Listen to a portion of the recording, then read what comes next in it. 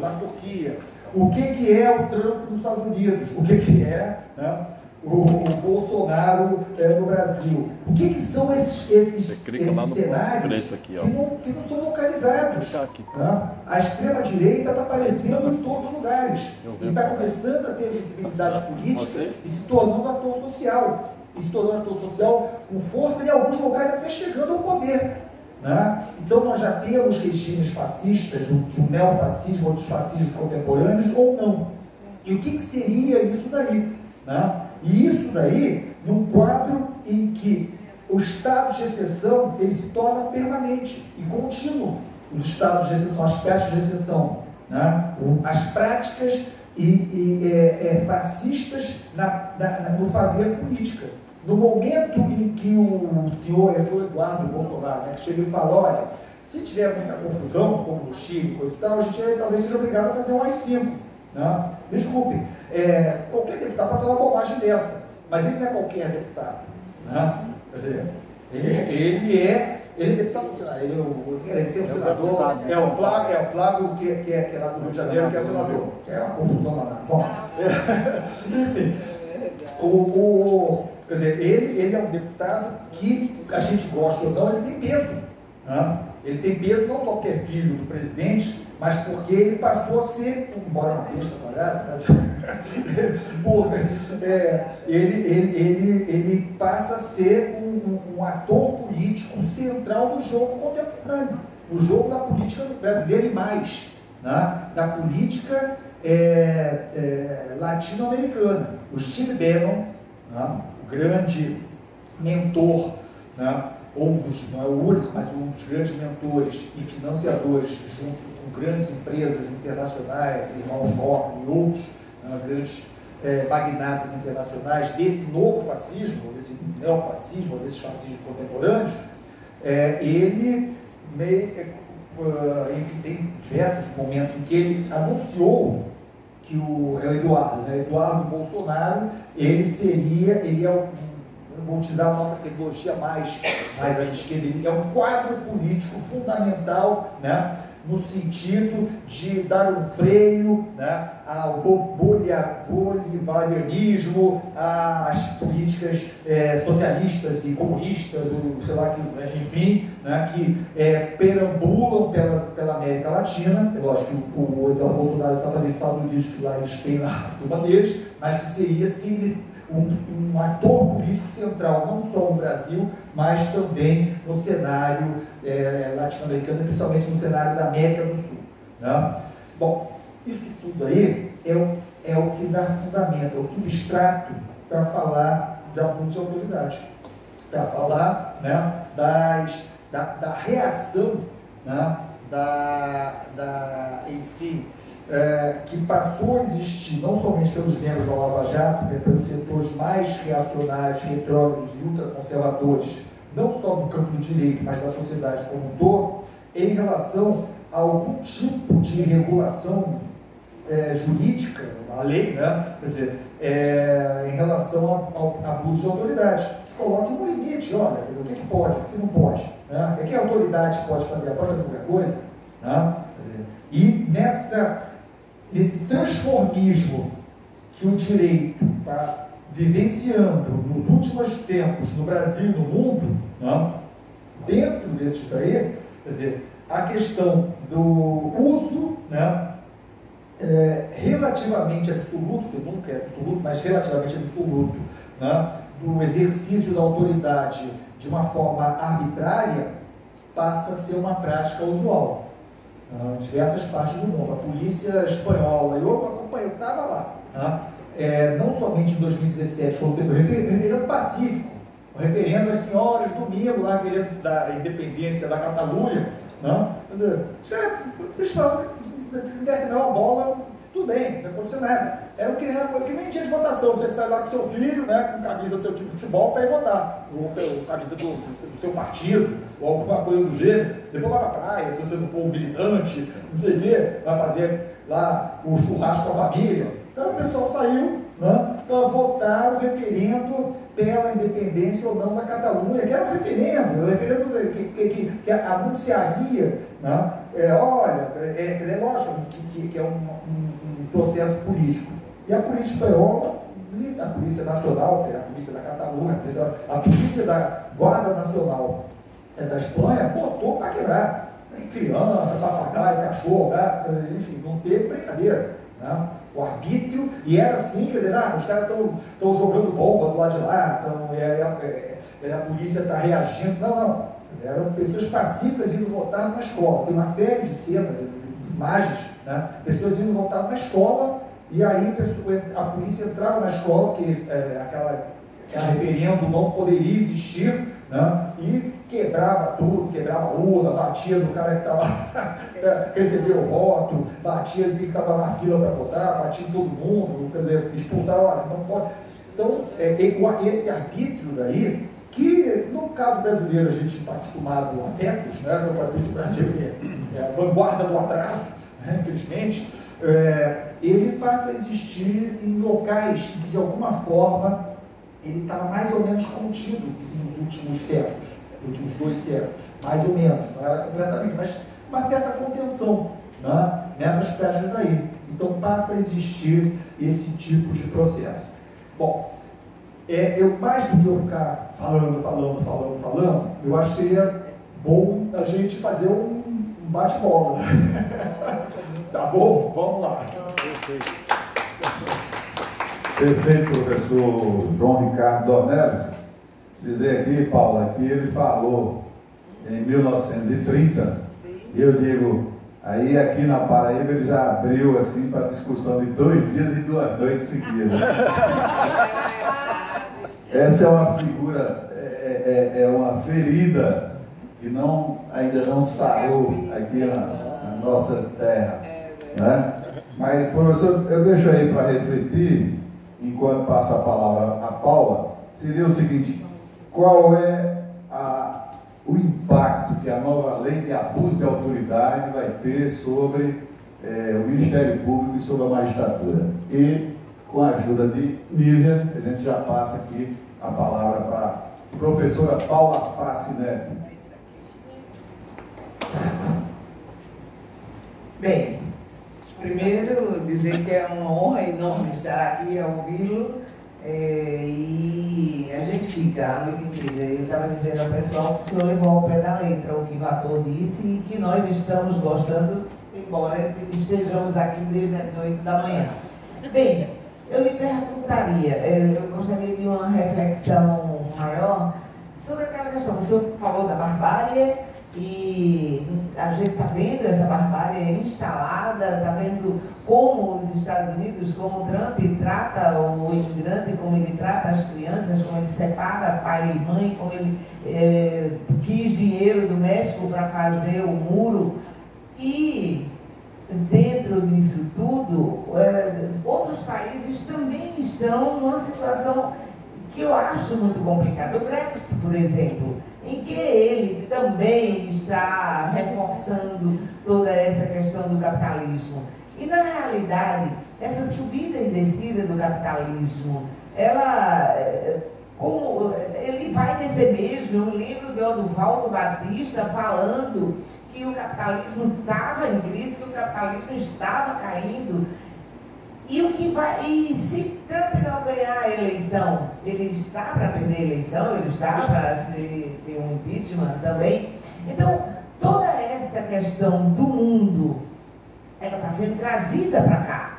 O que se diz presidente aí está lá pela Ásia, está vendendo o Brasil, está entregando o Brasil todo, quer o pessoal tirando minérios dos índios, da terra dos indígenas, a legislação ambiental toda destroçada, os agrotóxicos tomando conta da nossa agricultura. Então, tudo isso, caro escritor, nos traz muita angústia, notadamente quando o senhor diz que Moro está rasgando cláusulas pétreas da Constituição. E não acontece nada, companheiro. O que é isso? O que é que a gente pode fazer mais? Como é que a gente pode respirar e dizer, nós vamos fazer alguma coisa e isso vai parar? Vai parar?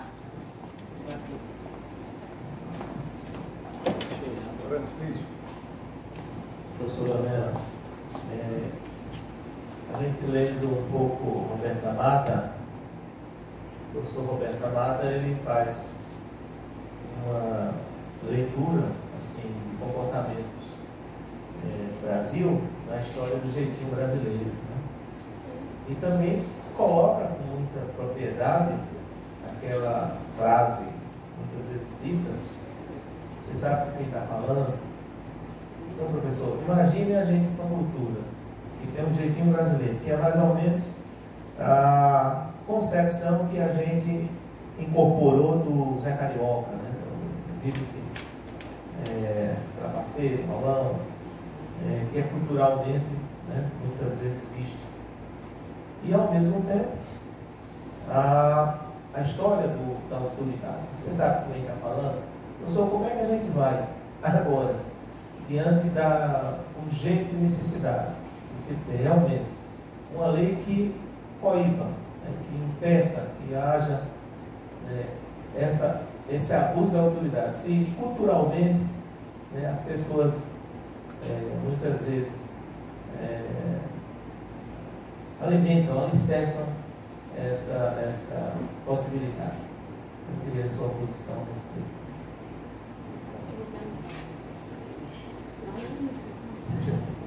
Venha, por favor, aqui à frente para registrar a sua participação. Por favor, fale o nome e pode dirigir ela. Eu sou Zezé Bechado, Maria José Zezé Bechado. Sou jornalista e agora estudante de Direito, bem curiosa aqui pelo assunto. E como a gente está nessa conjuntura, eu admito que já seja um estado de exceção por tudo que está acontecendo aqui, né? Agora mesmo eu acabei de ler que o PT e outros partidos da oposição entram no STF contra Eduardo Bolsonaro por falar que pode vir o AI-5 mais uma vez no país, né? Então, isso quer dizer o quê? Né? A forma como o presidente se comporta também, né? Então, eu gostaria, assim, que o senhor pudesse avaliar esse momento que a gente está passando, com todo esse abuso de poder que a gente está presenciando também. Se a gente ainda pode confiar nas instituições, né, jurídicas, né, no país, ou se a gente está caminhando para uma ditadura diferente, né, porque essa é bem atípica, a gente não sabe quando vai ser disparada, né? É a híbrida, como o senhor falou. Então, o que esperar desse país agora, né? Mais alguém? Então, antes de passar a palavra para o professor João Ricardo, dizer que, com relação ao que o Francisco colocou, diz que um general chegou, Francisco, e perguntou para o Gari: você sabe com quem você está falando? E aí ele respondeu: você não sabe quem é você, imagine eu. Mas, professor, só mais um questionamento, seria, se fala que a independência da Catalunha poderia, inclusive, levar também a independência dos Países Bascos e nós teríamos o fim de um império, o Império Espanhol, né? Seria para considerações também. Dizer também que a crise de 2008 transferiu 20 trilhões de dólares, porque a riqueza ela não desaparece, ela não evapora, ela é transferida, ela muda de mãos, ela muda de controle. E aí foram 20 trilhões de dólares que saiu de todo mundo produtivo e foi para os mais ricos, não é? Então, professor, fique à vontade para responder e depois nós temos uma programação ainda? Coral para encerramento, né? Então, professor, por favor. Bom, todas essas questões que vocês colocaram, dá para a gente ficar mais uns 15 dias aqui, né, batendo papo. Esse pessoal não tem pena não, né? Pensando. Não esqueça dos 3 dias e 3 noites da Revolução de 30. Bom, então são 20 dias, já ficou para 20. Bom, vamos lá, eu vou tentar pegar diferentes aspectos aqui, começando pelo que foi ele, não, foi ela que começou. A Paula, né? Bom,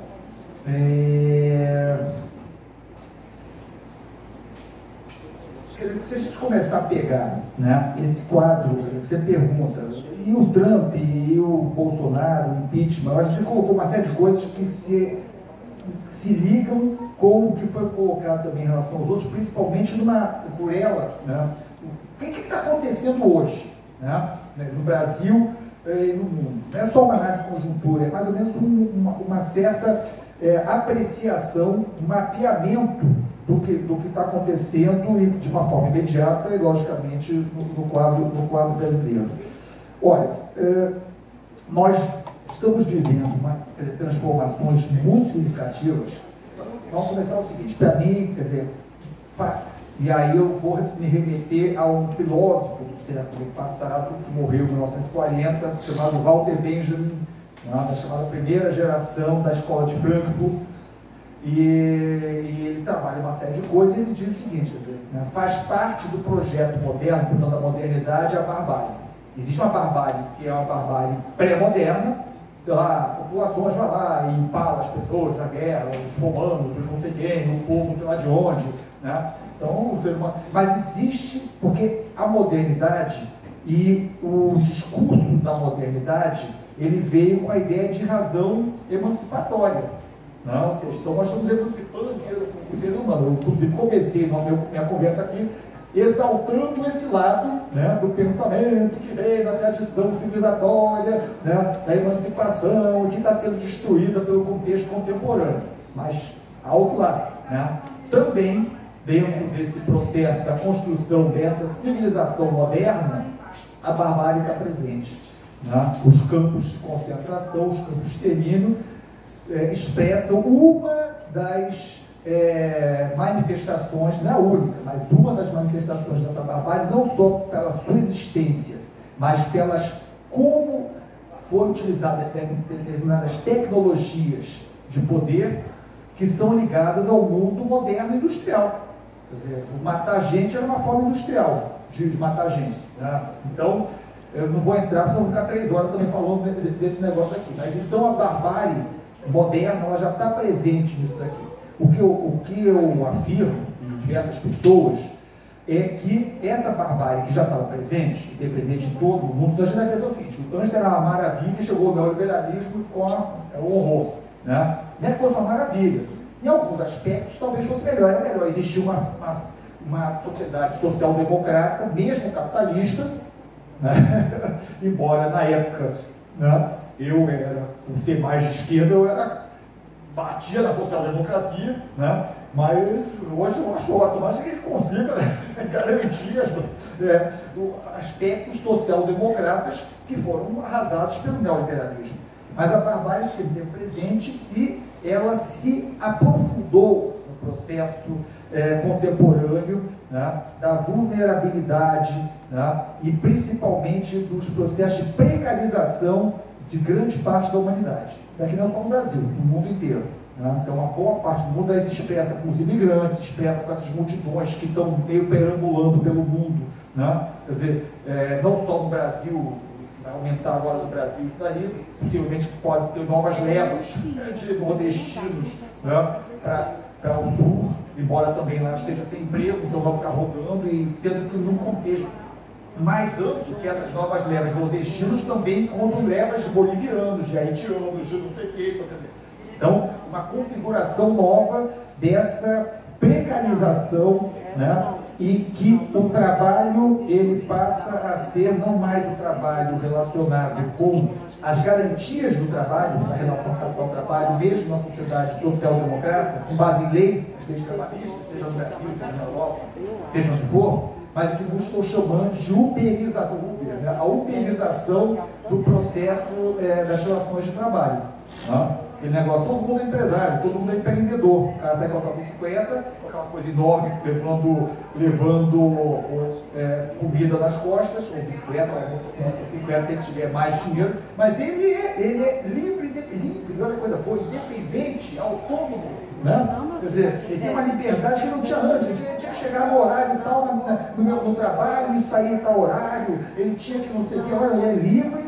Né? Só responder a meu amigo ali, Luciano, vai terminar os 3 filhos de Bolsonaro presos e ele vai se suicidar. Disse, tchau, fascista.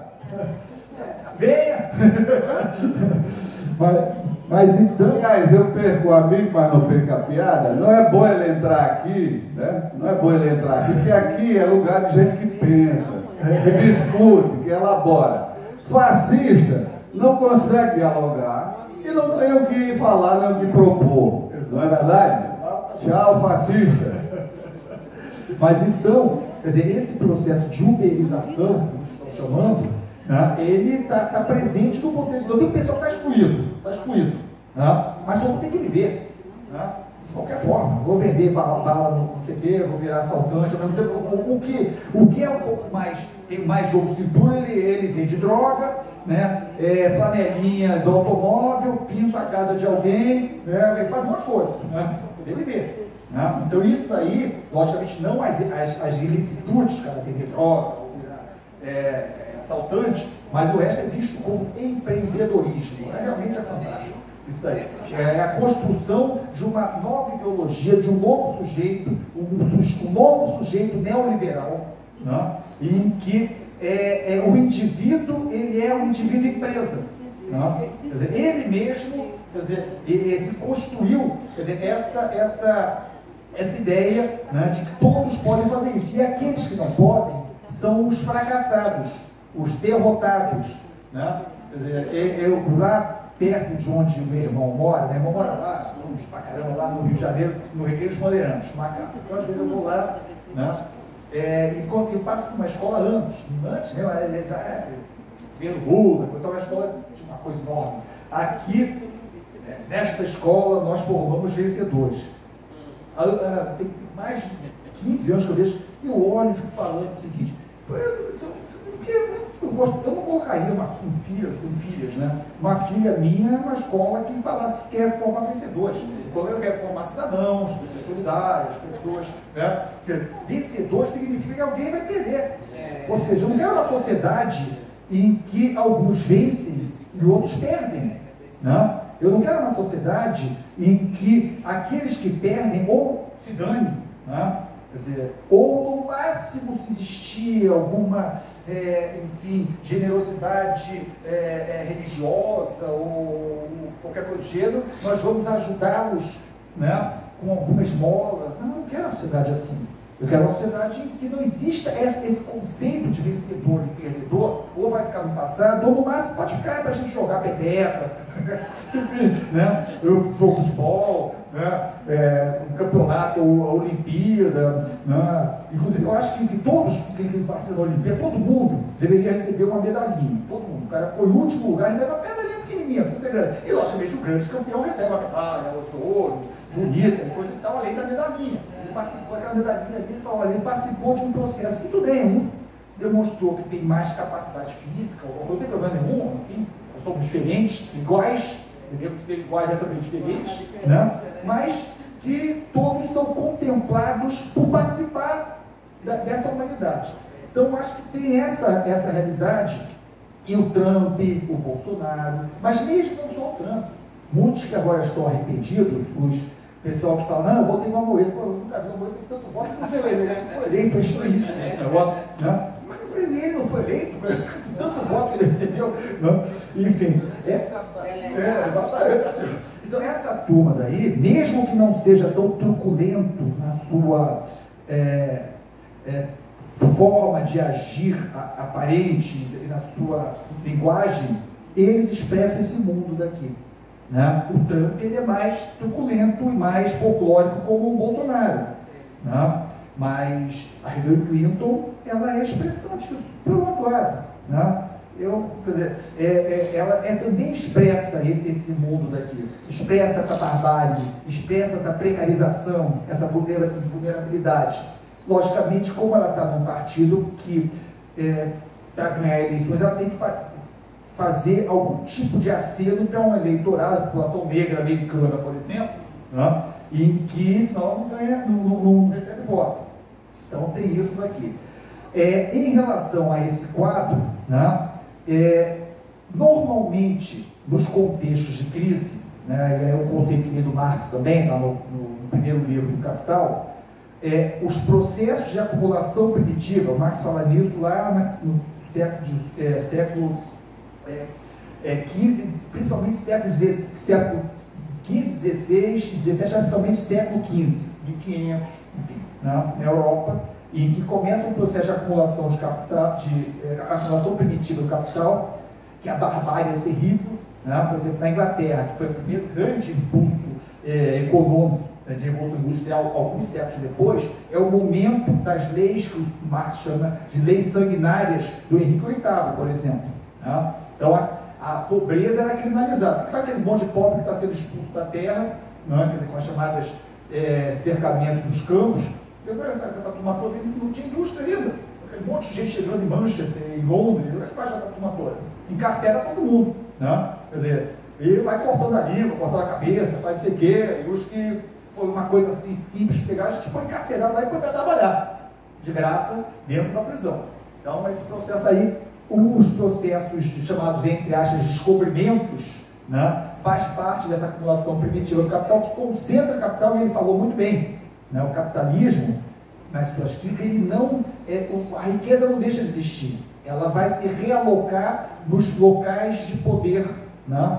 E esse é um processo que se dá e sempre assim. Bom, vamos lá. Nós estamos, né, dentro de um contexto que é a tecnologia que é usada pelo Vox na Espanha, era usada pelos fascismos clássicos no século passado, o fascismo, o franquismo, o salazarismo, o nazismo, né? E é usada hoje nos Estados Unidos, usada hoje pelos bolsonaristas, usada que é uma revolução conservadora, né? Seja a vertente bolsonarista, seja a vertente, embora seja Bolsonaro humorista, né? Possivelmente pode ser que eles sigam vertentes, mas estão dentro do mesmo campo de fascismos contemporâneos, vamos chamar assim por enquanto, né? E que realça, talvez, na minha opinião, né, eu vou para ele, o que tem na minha opinião, de pior na nossa sociedade, não só o escravismo, mas essa construção ideológica. Primeiro que o brasileiro é malandríssimo, né? Que nós somos um povo, primeiro, um povo alegre, um povo do jeitinho, mas jeitinho é sempre visto como uma coisa engraçada, alegre, né? Quer dizer, um povo gente boa, todo povo é gente boa, cada um com as suas expressões, né? Então, o maracatu, pode ser o samba, pode ser o quê? Pode ser a salsa, pode ser a rumba, falando mais latinos, pode ser a polca, não sei aonde e outro. Quer dizer, então todos os povos têm suas alegrias, né? E não necessariamente, cara, esse povo aqui é um povo feliz. Nós construímos na história do Brasil essa ideia de que nós saímos matando índios, escravizando o negro, fazendo massacres, né? Quer dizer, violências terríveis em toda a história, mas nós somos muito gente boa. Eu não falei isso, eu sou filho por parte de mãe de nordestino, né? Eu me lembro da minha mãe falando Coronel Gasparino, com fazendas aqui na região que pega entre Pernambuco e Paraíba. Embora minha mãe é pernambucana, mas é lógico, pega aqui a região Canavieira, aquele negócio. Quer dizer, eu era criança, eu tinha nascido, tinha 1, 2, 3, 4, 5, 6 anos de idade. Né? Chama de tio Gasparino, né? O tio Gasparino é Coronel Gasparino, inclusive comprou a patente de coronel da Guarda Nacional, né? Como se fazia. Então era o tio, minha mãe, eu acho que ele gostava do tio Gasparino, era o tio dela, era o tio Carimbo, o tio Gasparino, né? Quer dizer, enfim. Então, quer dizer, esse jeitinho brasileiro, ou seja, nós trazemos um lastro, né, muito grande na nossa história, e nós não fizemos um momento de ruptura na história. Algumas sociedades fizeram rupturas. A Revolução Francesa foi uma ruptura, né, do jeitinho francês lá, para a ruptura do Coronel Gasparino francês Louis lá, que era o senhor de terras dos feudos franceses, da oligarquia francesa, da nobreza francesa do antigo regime, né? Que é realmente ruptura, né?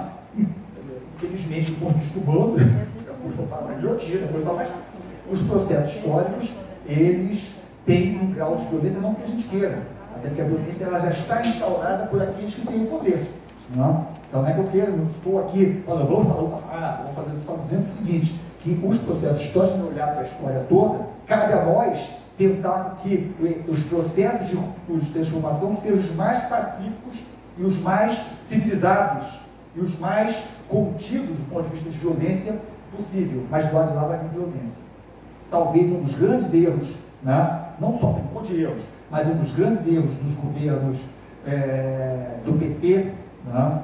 Foi exatamente não perceber, quer dizer, nas suas alianças, na minha opinião, eu também daria mais 200 dias a gente conversando aqui, né, sobre essa análise aí, né, de como é que se vê essa aliança de conciliações, né, enfim, não perceber que a luta de classes continua. A direita sabia disso, é interessante, né, quer dizer, a esquerda esqueceu que a luta de classes faz parte da sociedade de classes, né? Quer dizer, a esquerda fingiu que não existia, então tudo bem, está todo mundo uma coisa que vai ficar lá, né? Isso aí não vai ser rompido nunca. Quer dizer, e a gente não teve esse processo. Não tinha uma revolução, tudo bem, a revolução de 30, mas não tinha uma revolução mesmo. Ou seja, a revolução de 30, já voltando aqui não para falar dos aspectos paraibanos e gaúchos, né? Mas a revolução de 30, ela manteve as oligarquias, parte delas, mas foram derrotadas. Não, a paulista foi derrotada, enfim, mas parte delas no poder, não? Tanto que não mexeu no campo. Tanto as leis trabalhistas do Getúlio, elas restringiam, né, aquela classe operária com os processos de substituição de importações e industrialização para os segmentos dos trabalhadores urbanos. No campo, deixa lá, mas já você vai mexer com um monte de interesses no Brasil inteiro, né, de grandes latifúndios, seja no norte, no nordeste, no sudeste ou no sul do Brasil. Então isso daí a gente não viveu, né?